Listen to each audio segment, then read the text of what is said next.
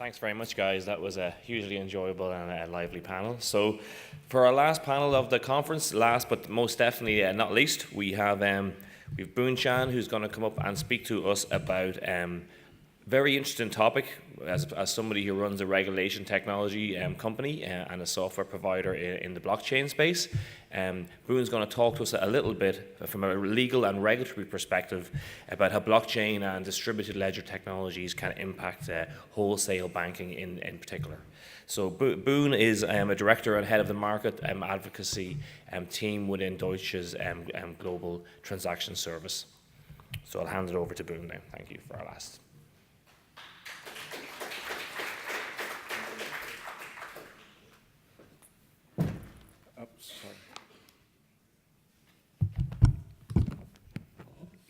Hello. Good afternoon, and thank you very much for this opportunity to share some views. My name is Boon. I'm from Deutsche Bank.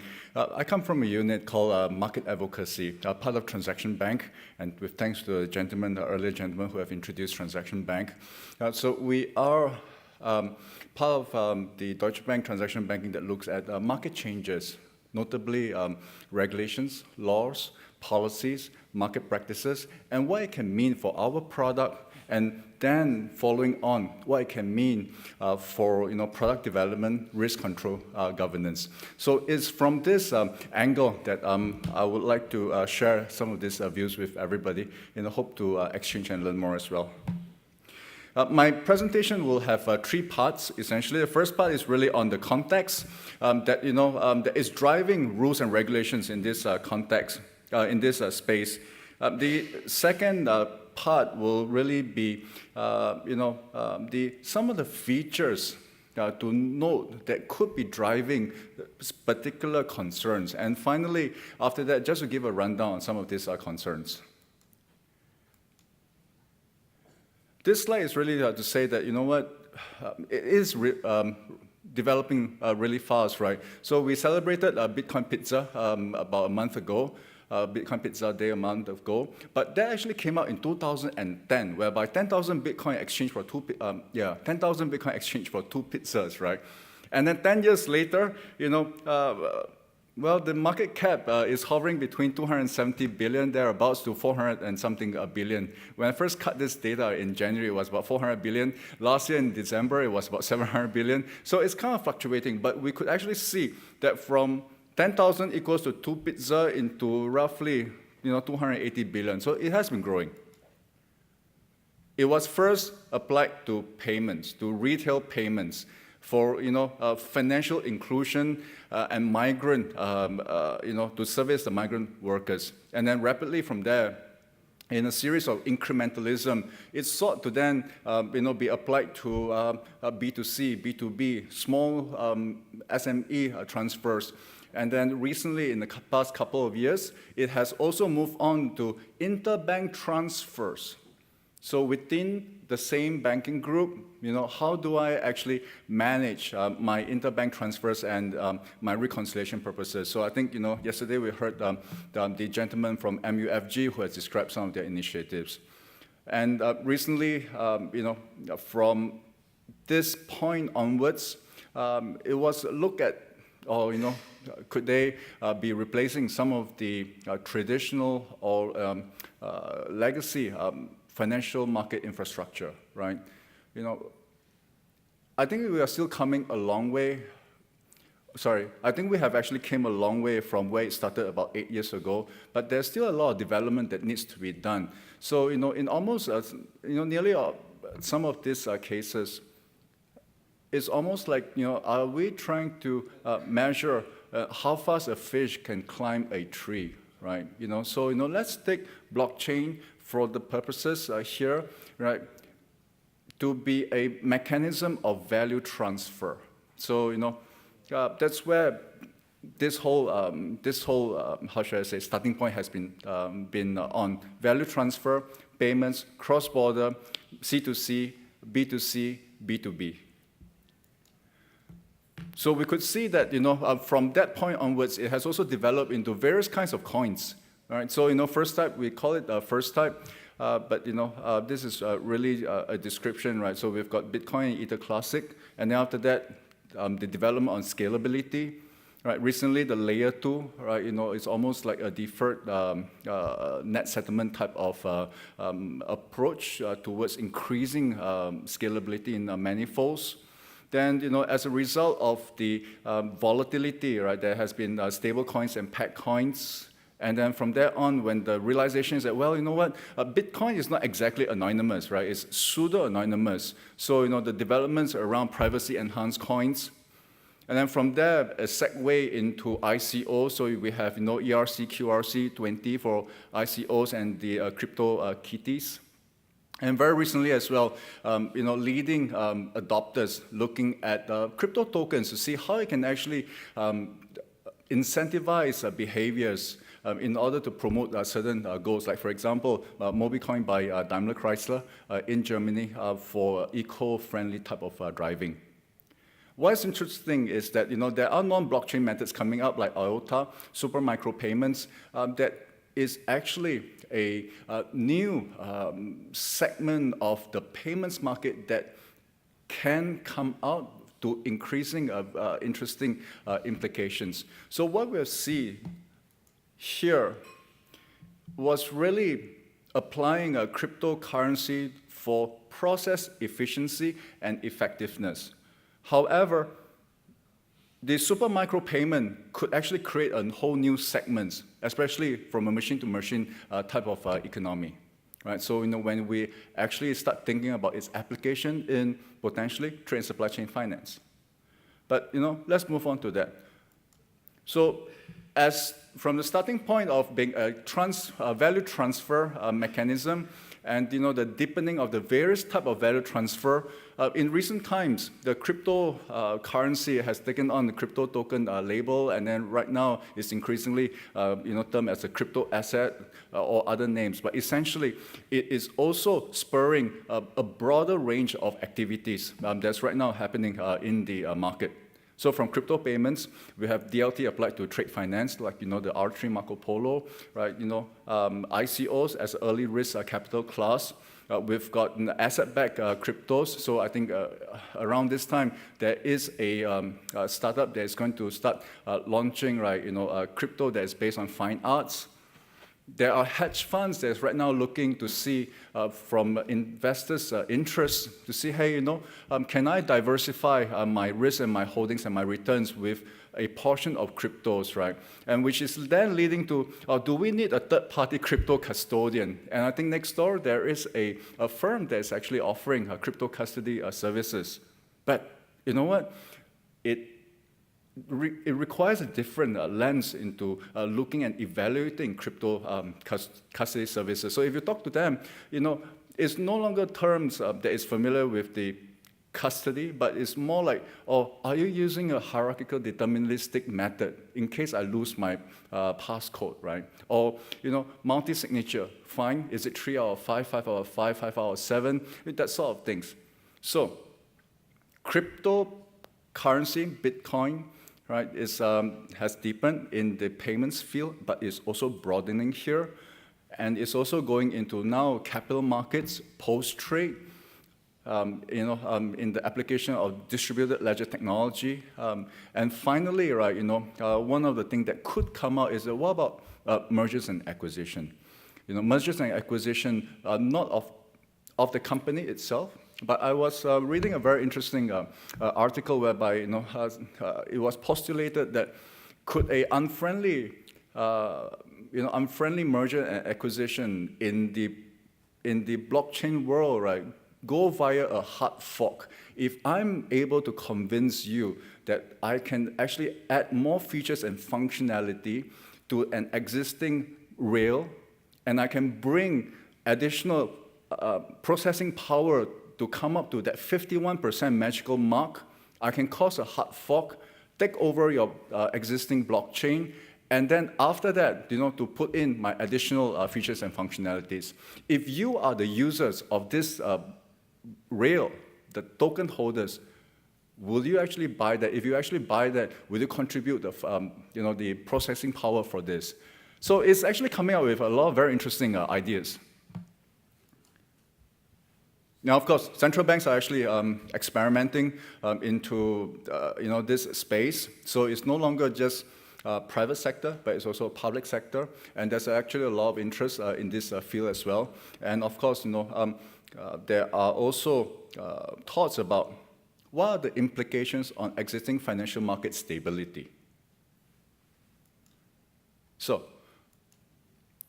we just take this as our now second starting point. With all these rapid changes, right, deepening, broadening, and including central banks' R&D, crypto features, first of all, you have near instant value transfer. So one of the first thing that came out is, how do I actually stop payment? With GPI, it's very fast, but I still could stop payment. With cryptocurrency, how do I stop payment if I've paid the wrong party, or paid the wrong amount, or it's an illegal funds flow that somebody in authority wants to stop? It's near instant payment, right? So if you use Bitcoin, it's 10 minutes, but if you use layer 2 Lightning, it's like a couple of seconds. Decentralized cross-border. Who is the clear accountable party for some of these decentralized public chains?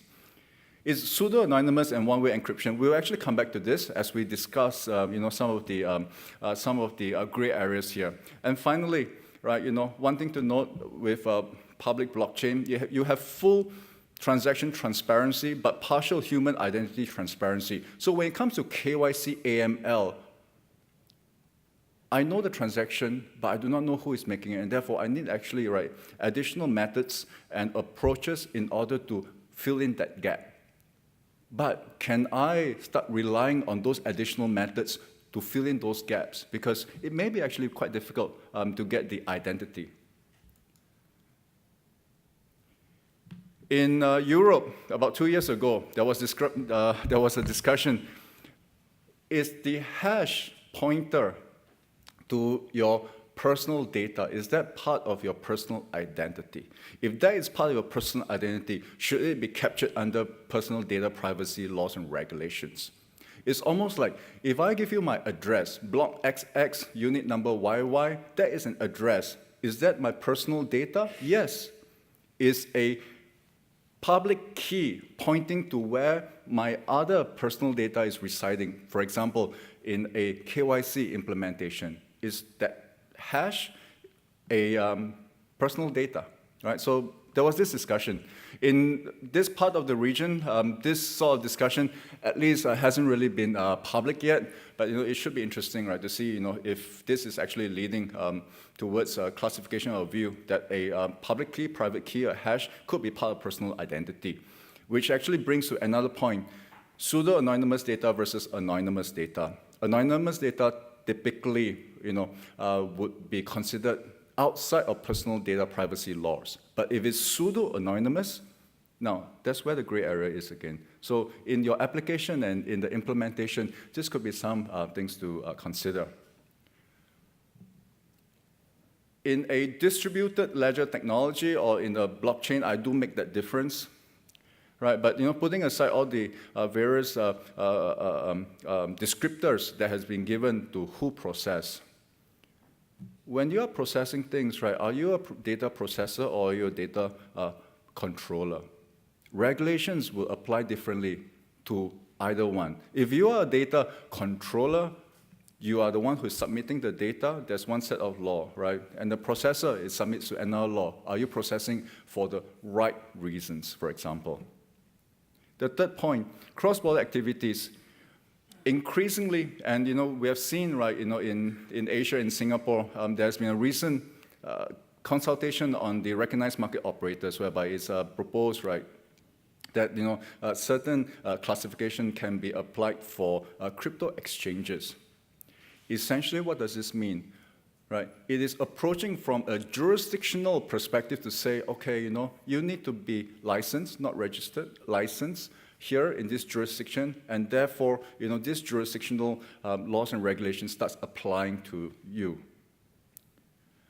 This is moving away from how Bitcoin and blockchain have actually started. So if you do a Bitcoin, node scan, right, you could see that, there's probably around 11,000 nodes right now processing Bitcoin around the world. Most of it is located in the US. There are some in China. There are some in Iceland and Europe, Germany. It has brought to, it raises question, actually, who is accountable? Who is, the one who you go to if there was something that has gone wrong, right? Because the jurisdiction, the nodes that's processing this Bitcoin, they are in US, so there's US laws. They are in Singapore, there's Singapore law. There's, let's say, in Malaysia, Malaysia law, right, and so on and so forth. There is no jurisdictional law currently for public blockchain. So, it raised to the question then, the question of accountability. And finally, of course, right, from an enforcement perspective, who to subpoena for information. So, OFAC has came out then recently on this sanction screening requirements on banks, as a response and recognition that cryptocurrencies, is actually making its way into the industry. Now, it says that, okay, for a bank, and we do need to screen transactions, right?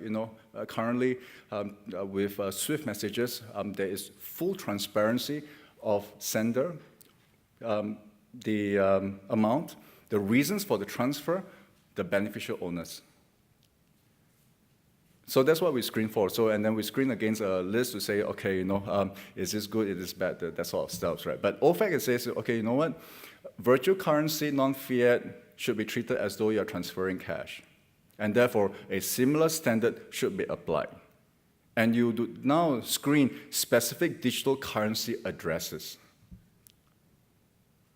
But there is potentially 1,700 different cryptocurrencies, right? And each of them has got different length of their public address. It starts differently as well. And you could argue as well that, well, this 1,600, 1,700 cryptocurrency, maybe they use mainly 10, 11 blockchain rails, so we just focus on those. But still, how do you screen effectively digital currency addresses? Noting that you can have one-time use public address. And, for cryptos, right, as it comes into a crypto exchange, you screen them. But the moment it moves out from the crypto exchange to another crypto exchange, who is tracking the hops? Today, in the classical banking industry, this can be tracked through the whole network, of correspondent banking. In the crypto space, there is still, this gap. So when a cryptocurrency hop or exchange from exchange A to exchange B, the trail, who is actually tracking it? And if there is actually somebody who is tracking it, can this third party be relied on in order to perform to the right standards?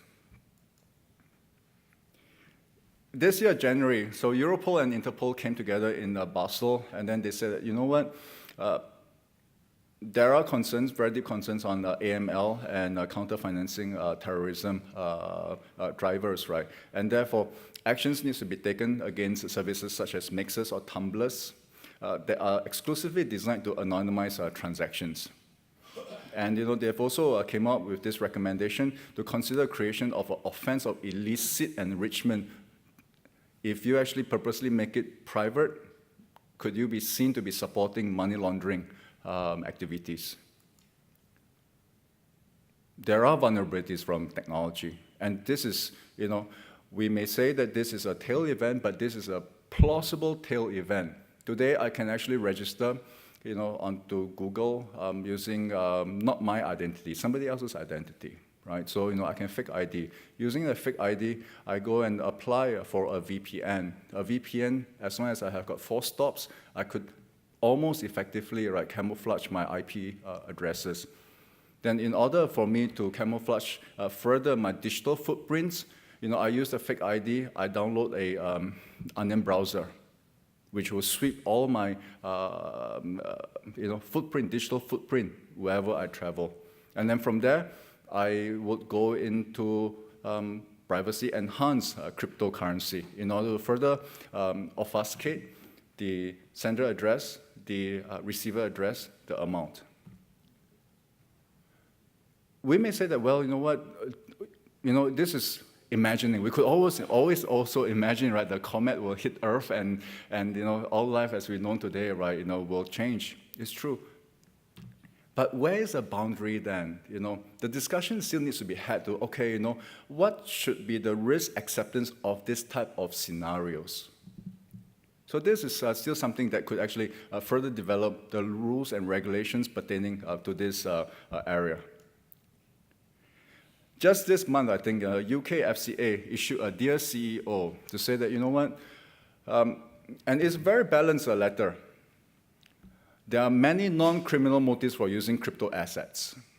And this is from a leading regulator in the world, right? So, a recognition that, let's not presume it to be guilty until proven innocent. However, just because crypto assets differ from other sources of wealth, and therefore the evidence is different, it doesn't mean that you can apply a different standard. So the same standard that, the banking industry applies today needs to be applied still to the cryptocurrency. In some ways, it's also a recognition that cryptocurrency, right, do have a role to play in value transfer.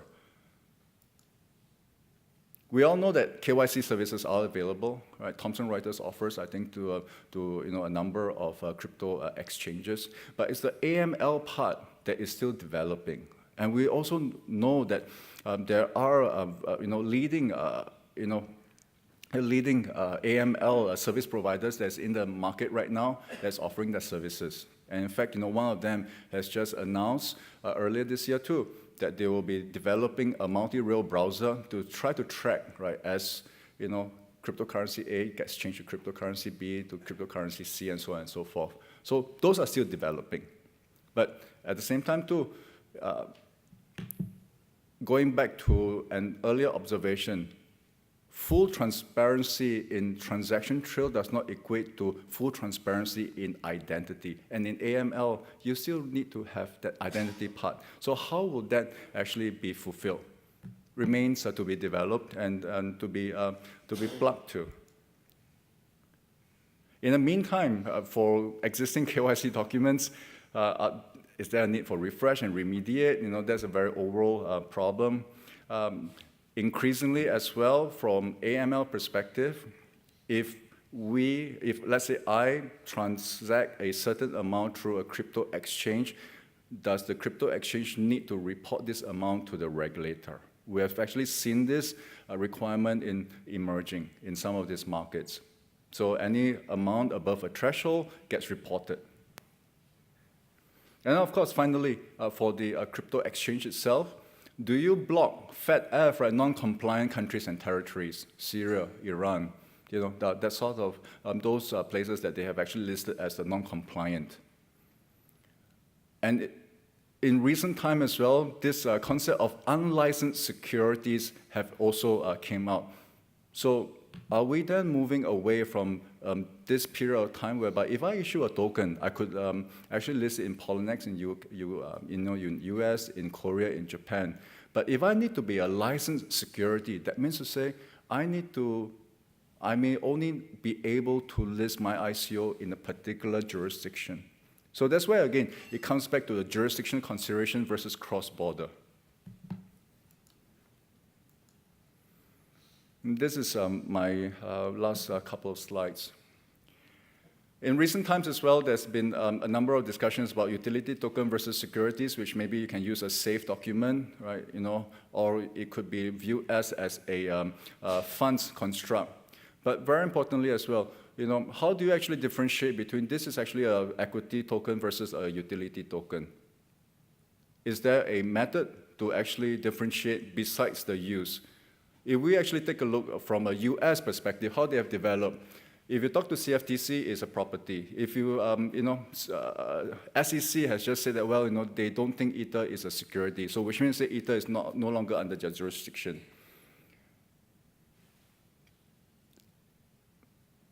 How should I say?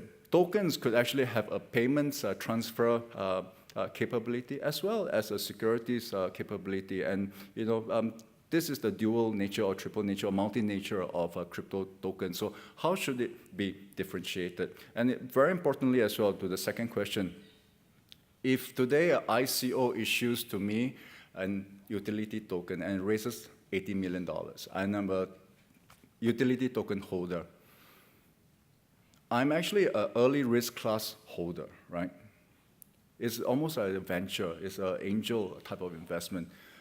I've provided collectively 80 million to a very good idea that, from that point onwards, they start growing and they develop their first, minimum viable product. They attract PE VCs, who then, are able to, for example, get a proportion of the equity share, right, a share equity. Assuming further, this company gets bought over because they are so good, somebody offered them $1 billion. If you're an equity holder today, you have clear rights to this proceeds. But if you're a utility token holder, even though you're early risk capital class, do you have rights to these proceeds?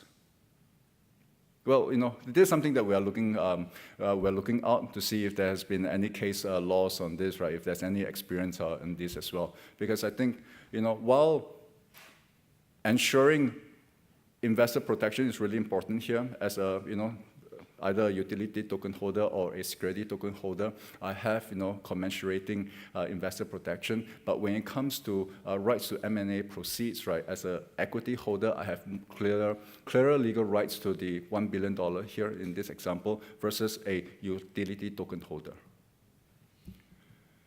Finally, in trade finance, there's a lot of interest in digitalizing trade and supply chain finance because it is really very paper-based. But in a trade finance, it came from the physical world whereby I issue, I've got goods. My goods are sent to a carrier, a shipper. The shipper gets sent, uses a port. The port puts it into a warehouse. The warehouse then, delivers to the buyer.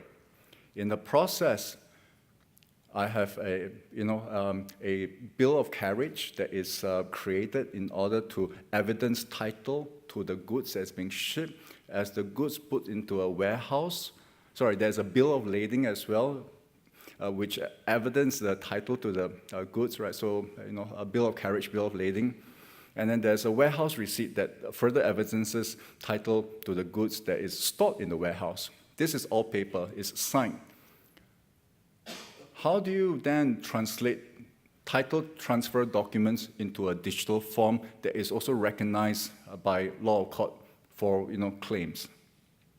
Last year, the UNCITRAL, the UN working group, has published and finalized a model law on electronic transferable records that seeks to give guidance, detailed guidance on how to recognize this sort of digital transfer documents. Notably, in the trade finance space will be bill of lading, will be warehouse transfer receipts. Right. Singapore has actually consulted on this ETR before as well. So we think that this again, right, recognizes a requirement for things to change, for laws and regulations, architecture to change in order to start accommodating the characteristics of new technologies like crypto, like DLT, blockchain. So in conclusion, we tend to overestimate, and this is the Amara's law, right? The short-term effect, and underestimate the long-term effect of technology. And on your right-hand side, there will be using the internet technology as an example of how, right, the long-term effects that has started from packet switching, right, during the 1969 have actually given us today whatever we have today. Next week will be could be an important time in this rules and regulatory environment, right, for crypto exchange. FedEv will be meeting in Paris on 24th of June to start discussing if their 2015 guidance, which is based, which is voluntary, if it should actually be revised and updated based on the developments. Again, going back, right, to the fast-changing context, there's, driving actually even, and a level of agility in guidance and rulemaking. So 24th of June that week could be important. Next year could be important as well.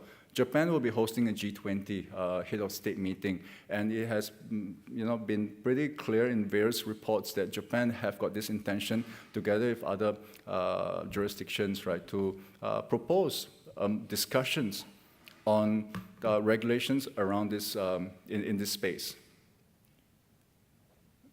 If we have to throw a view forward, could it mean that there could be greater regional or global coordination in the regulatory environment for crypto exchange, cryptocurrency, crypto token, essentially, right? The whole space that's represented back in 2010 by Bitcoin. With that, this is my very important slide, my disclaimer, that this is for discussion purposes, and I'm sharing, right, personal views in the interest of contributing to the growth of the industry. Thank you very much.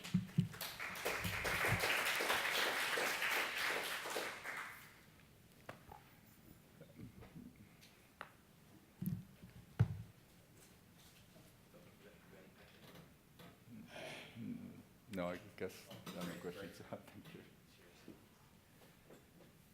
Thank you, Boone. That was very